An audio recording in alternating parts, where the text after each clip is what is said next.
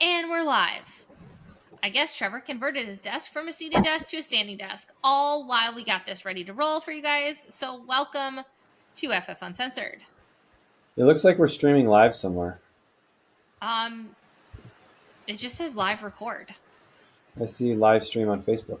Oh, interesting. Oh, So maybe we're we. going live on Facebook? I don't know. I don't know. I don't know. Maybe not. So I think you're in the wrong channel. unless we have multiple channels. We're gonna have to look at that. Okay. All right. Well, So this is today, fun. We're going live on Facebook. today we are going to talk about sleep and how it impacts decision making. So we talk about sleep a lot. It's one of those kind of cornerstone habits, right? Where if you get that right, everything else becomes a little bit easier. But we want to kind of talk on maybe why that's important and why we should maybe make that a focus. So Yes. let's I'm also kick it going to off. start with like sleep is a skill. Like this is something like you can be bad at and you can actually get better at with practicing and habits and some other stuff around your sleep and your sleep hygiene or your sleep habits. But it is definitely a tool in the toolbox for healthy lifestyle. So I would say like the people that you talk to that are the healthiest, they have a sleep routine and a bedtime. Even if it's like not a like, oh, this is my bedtime, they go to bed about the same time and they probably wake up about the same the next day. They just find that there's a ton of consistency and your body adapts the best to what you do repeatedly. So, Trev, where do you want to go today? Well, Where would this you just, like to start? I mean, we can talk a little bit about what makes for better sleep. And like anything, some people are going to be better at this than others. So some people may need to work at this harder than others. I read an interesting thing. My buddy Glenn posted a research study that talked about your phones.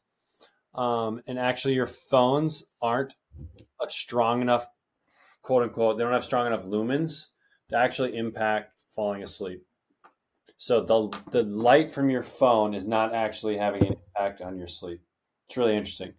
But what's probably having an impact is the stimulation that you get in your brain, or if you're watching or reading things that may be stimulating to your brain. But the actual light, everyone was like, "Oh, you shouldn't have light, while you're sleeping, or this or that." But before you go to bed, and they just found that that is actually not the case. So that's kind of like a fun.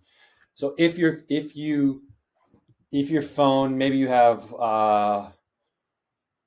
not Audible, but other, maybe like a Kindle on your phone, right? And you like to read on your phone, like that's not actually having an impact on your sleep, unless you're reading something that is stimulating to the brain. Then it may be having an impact on your sleep. So that was just kind of like a fun fact. Interesting. That's really cool. I must have missed this because I know what Glenn you're talking about, I'm assuming. And I did not see that. So now I'm going to have to go find this article. I If think it I was a find it, guys, post you on. will I see me. think it I was a will share post it. on. I think it was a post on LinkedIn. Oh, I'm not. Who uses LinkedIn? All the professionals. Obviously, guys, I'm not a professional, so you will not find me on LinkedIn. Interesting. Okay. So So I mean, sleep, what affects it, and was it what it go? What were you going to say?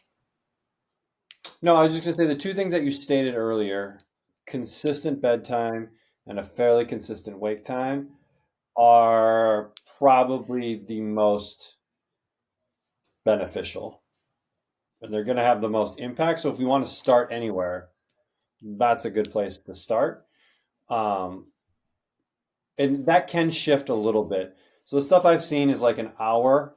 Like if you're within an hour or so, like that's not going to have much of an impact. But if during the week you go to bed at 9 and then on the weekends you go to bed at 2 a.m., like that's drastically different.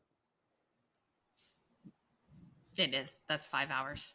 That's five. And I would be counting every single one of them. It's I need five to go. hours. I You need to do plug not my. need to do math. I need to plug my computer in. Keep talking. Oh my goodness. Okay, so what I was gonna say when he was talking about the phone and it not your phone light isn't the stimulant, the action is. your bedtime routine could be the stimulant as well. So I think there's a lot of like, okay, you should go to bed at the same time, but some of that is creating a routine around your bedtime. So whatever you're doing before bed should be something that helps calm you down and relax you. So like what you're intaking. So like even at TV, book, cell phone, if it is stuff that is elevating your heart rate, it's probably not what you want to be doing before bedtime. I will say it's really funny. If you guys have a watch, does it ever tell you need to relax or breathe? I know my Garmin gets me quite frequently that I need to relax and breathe. I always find that I find that it doesn't usually happen unless I'm sitting and watching TV, and I've noticed it happens when I'm watching like TVs with high climaxes and stuff like points coming in. It will actually tell me I need to relax. So pay attention and see like what's helping you reduce your heart rate. Is that taking a bath reduces that? Is it doing your nighttime routine? Is it maybe it is reading a specific type of book? I mean, like there are certain styles of books that I read that I can go into bed and like 3 pages in and I'm like, I'm done. But if I'm reading a book that I'm really into, it could be the difference between me going to bed at 9 o'clock and me going to bed at 2 a.m. because I got really into the book and I had to finish it. So being aware of what things are going to cause you to react a different way, especially if one more chapter or one more show isn't really a good stopping point for you because you'll get sucked in and watch another one. So on that note, I think a good way to frame this is if you are responsible for taking care of someone and you were helping them get more sleep, what would that look like? Like if you've raised children, right? I know my internet is, I'm in my office, it's terrible. If you are raising children, right, what does the process look like? And for most people, it's a consistent routine, right? You read books or something like that. And like the people that are the most successful at helping their kids go to sleep, right? Like typically have some sort of routine. But then we kind of forget about that and we think as we're adults that now we're immune to that whole process. Can you still hear me? Can you still hear me? Am I back now? Well, now I can hear you. Now it like caught up. So you were going to say if you were responsible for taking care of someone, I think that's where you were going. That's what I got.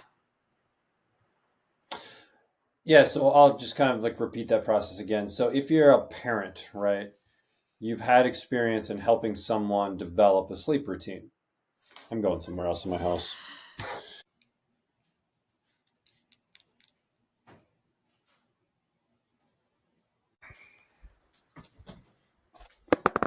I shall relocate.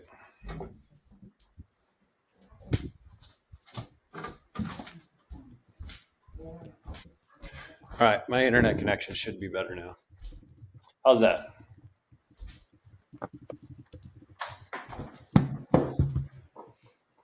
Can you hear me now? Can you hear me now?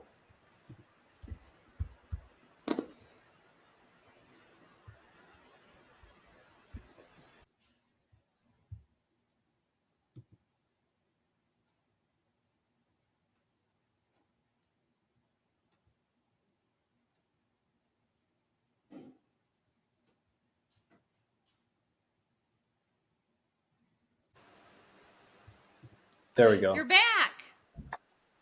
It kicked me out when I flipped off my other screen. So, all right. So I want to just kind of reiterate the thing I was talking about before, which we may or may not have heard. But a lot of people, especially if you're parents, you've had at least a little bit of practice in helping develop an evening routine, right, with children.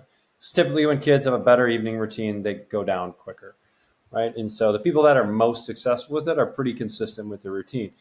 But we think that when we become adults, that we're now immune to this whole process of developing a routine. And so we just like do whatever we want, right? And then we wonder why like it doesn't work that way. And it's because like the processes work. And so like think about if someone was taking care of you or you were taking care of someone, how would you set it up to be the most optimal for that person to be successful, right? You're probably not stimulating that person a ton before they're going to bed, right? But yet we feel like we can stimulate like ourselves by watching really exciting TV shows or reading books that we can't put down or yada, yada, yada, and then expect to just like fall asleep. There are certain people, like there's variations in everything, right? Like I do not have trouble falling asleep at all. So I don't need as extensive as an evening routine of someone who maybe does have issues falling asleep. I could literally be exercising and then be done exercising and then go to sleep. Like it's so like we all have different skills here, right? And so if you don't have that ability, you need to have more of a routine. So like get mad about it, but it's the way it is. But I think you brought up an important thing. We talk about like everyone wants more flexibility, and like really we need to be less flexible with all the flexibility we want to have. Oh, I can do this, or I can do this, or I can do this, or I can do this. But like if your goal is like improving your health or your well-being or feeling like you have more energy or any of those things, having some consistency in your life and not being flexible on like there's time and a place for that. But like I promise you, I don't have flexibility on at Tuesday night for my bedtime routine. Like there's probably you're not gonna find me out on Tuesday night at 9 p.m. anywhere. Like that's just I'm not gonna be flexible there. Where like Friday night, I'm going out to dinner, I'm gonna be a lot more flexible, but like we don't want that flexibility with like our daily lives because it's impacting so many things the following day. If I went out on a Tuesday night, I'm still going to have a 5 a.m. wake up call on Wednesday, no matter what. That isn't going to just affect my Wednesday. It's probably still going to affect my Thursday and potentially even my Friday. So now I have 3 days that could be iffy just because I got one really bad night of sleep. So the choices that I make are consequences, not in that moment, but consequences ongoing. Also, if you guys have ever seen me out past 9 o'clock, I'm yawning and I'm not really happy to be there anyway. So like probably not the best place to be on Tuesday night. And like everything is a trade-off, right? And this is everything that we talk about. And so if I do this, I can't do that. So you have to think like, is it worth it? Is the extra hour of watching TV, is the extra hour of Netflix or whatever worth getting less sleep? And so, and maybe it is. I don't know. Like each person has to be the judge of that. And so, but we can't complain about something not happening if we're choosing to make different decisions, right? Yeah, but that also goes to we talked about like in the very beginning, sleep is a cornerstone habit. It's one of those key habits that can domino a lot of other habits. If you get a good night's sleep or you go to bed at your regular bedtime and you wake up, if you're a person that wakes up in the morning, your likelihood of getting your morning workout is significantly higher. If you're a person that's always rushing in the morning and you go to bed and you wake up, you go to bed at a good bedtime and you wake up in the morning, now your morning routine might be less rushed. You might be able to have time to have breakfast. It can help with your food decisions the rest of the day. So like there's a lot of impacts that come from like getting some good quality sleep. Trevor, what are your thoughts on time of sleep? How much sleep does someone need to have? Yeah, I mean, everything is a range, right? And so I think the generally accepted range at this point is like 7 to 9 hours, is kind of like the generally accepted range. Yeah, and 7 to 9 is typically that. We know that like 5 and less becomes really actually a big issue.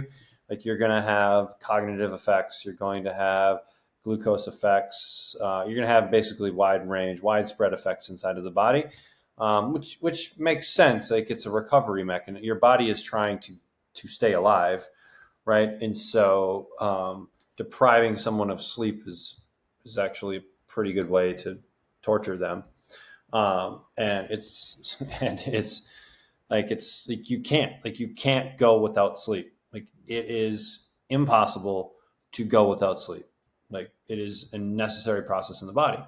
And so yeah. So then inside of that range, I think you have to figure out what works for you. So I think a good way to go about it is if you have the ability to just have like 2 or 3 days, maybe it's on a vacation or on a times when you don't have to get up in the morning, is like not setting your alarm for 2 or 3 days in a row and just see what happens. What time do I go to bed? What time do I wake up? And try to keep the variables consistent. Like try to go to bed at the same time. And what time do you wake up without an alarm, without anything? If you do it for 2 or 3 days, the first night might be a little bit of recovery if you have been sleep deprived. So that might go a little bit longer. But by the second night and third night, you should start having a good idea on like, when do I just start naturally waking up? And then you look at that, and then I like to set that as the baseline and then be consistent with it. And then it's like, how do I feel? Do I feel like I have energy throughout the day? Do I feel like I can get everything I need to get done? And if you're still feeling really maybe lethargic or brain doesn't work the way that it needs to, try a little bit more. Give yourself another half hour and see what happens. And then eventually you'll kind of find your sweet spot. When you think about sleep cycles typically operate on about 90-minute cycles. So if you wake up, give or take within 90-minute time frames, you're going to be less groggy. So for most people, that equates to about 7.5 hours of sleep. But that can shift 10, 15, 20 minutes in either direction. So maybe you need 750, maybe you need 7 hours, maybe you need a little over 8. But I think the best way is just to go by feel. And your body will do it. So I'll say, like, I mean, Trevor has tech, I have tech. You can look at, like, you guys could play with tech too and see what your tech says. Mine is like 7 hours and 25 minutes, and I will wake up. If I go to bed at my normal bedtime and I have to be up, my internal alarm clock will wake me up in 7 hours and 25 minutes. Like, nothing. Like, don't need an alarm, don't need an alert. Like, but that's what my body knows. And because I'm so consistent with it, even going to the weekends, I only try and I will only allow myself to sleep an hour later than that. So, without an alarm. And I still sometimes wake up depending on what time I went to bed the night before. But you could use your technology if you have any, whether that's Oura Rings or a Garmin watch or an Apple Watch. Like, if you're willing to wear your Apple Watch to bed, it will track your sleep. Not that everybody does, but if you did some of that for a couple nights, you could also see what your body's doing during sleep and those kind of things as well. And that can be a really good give and take of how you're doing with your sleep. So, and then, I mean, other things that you can look at too, if you do want to start looking at data, are things like resting heart rate. What is your resting heart rate doing overnight? If you have access to things like HRV, heart rate variability is another one that we can look at. How accurate the trackers are as far as getting deep sleep and REM sleep and all of that is kind of up for a lot of debate. And so, but one of worth. my favorite things to look at is my resting heart rate and how soon during the night did my resting heart rate drop and what did I do the night before to get that, because that's one of the things that I get on my Oura Ring is like you don't, if your resting heart rate decreases later, longer, deeper into your sleep. So if you had been asleep for 2 hours and it got to the lowest point, that's great. But if you get to 4 hours into your night, you're probably not going to get a great sleep. So what's causing you to keep your heart rate elevated? Right. And I know that mine does it with certain activities. If I do them before bed, like I like watching TV, some reason, like if I'm watching it right up to going to bed and then I just go to bed, which I have the skill to do, my heart rate will be elevated later at night. I know that, so I try and not watch TV at a certain point, and that's really the big one for me.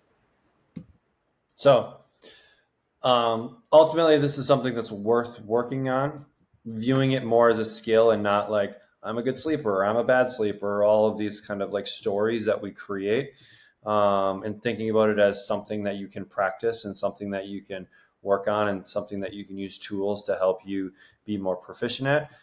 Just helps you have a better mindset around it versus just saying, oh, I'm a bad sleeper, and so thus I'm always going to get bad sleep. And then you'll essentially just fulfill that prophecy if that's the mindset that you approach the situation with. So having a little more of a growth mindset, a little less of a fixed mindset can go a long ways in a lot of things in life. So yeah. Awesome. So let's use this as a challenge. You guys, if you have any thoughts, feelings, feedback, please let us know. If you're struggling and you want some help, this is definitely something that we can chat with you guys about to help more. So, all right, everybody. Trevor, you're the ender. See ya. Bye. Bye, everybody.